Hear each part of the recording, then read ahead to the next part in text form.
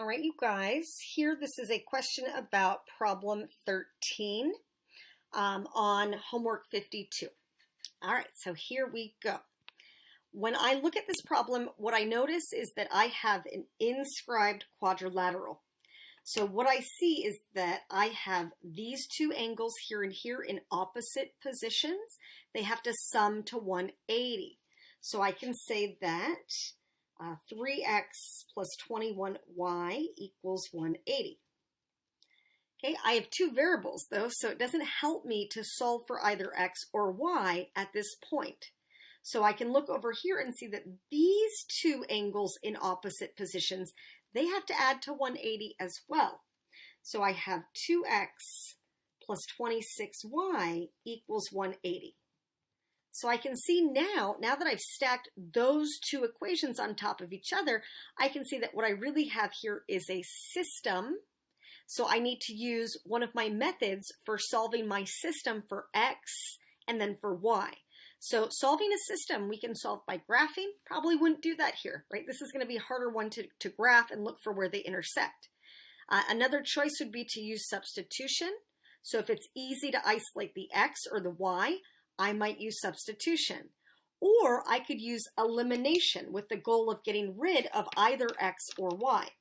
So let's say that my goal is to get rid of x. So I want to make the x terms opposites. What's going to make them opposites, right? So I can see that I can make the top 6x, the bottom negative 6x. So to do that, I can multiply everything on top by 3. Or no, I'm sorry, not by 3, by 2. And then everything on the bottom by the 3, by the negative 3.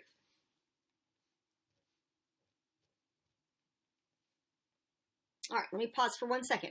So again, the goal is to make opposites. So I want it to be 6x, I want it to be negative 6x. So I'm going to distribute the 2 and the negative 3 like that. So my next stage, I'm going to have 6x plus 42y equals 360. And then on the bottom, I'm going to have a negative 6x minus 78y is all equal to negative 540. Okay, so I'm primed to add down. And when I add down, the x's are going to knock away. So I'm now going to have negative 36y is equal to negative 180. Divide by a negative 36. And we get that a y value is 5. Okay, plug back in to get the x. Doesn't matter which equation you plug into. Let's say that I pick that 2x1. So 2x plus 26 times 5 equals 180.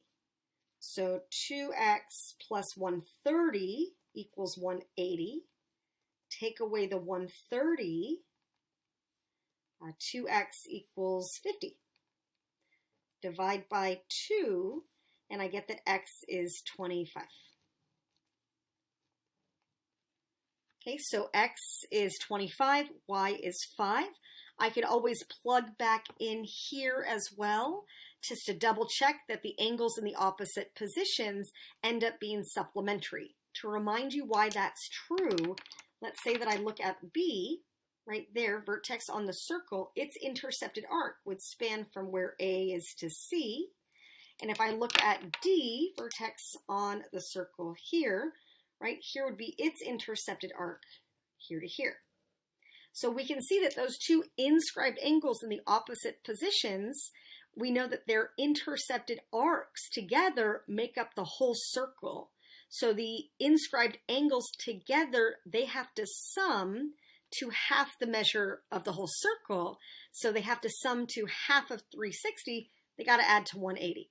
So again, we know that the angles in the opposite position, right, had to be supplementary, and we had to use a system of equations to be able to get to our final answer. All right, I hope that was helpful. Have a good rest of your day.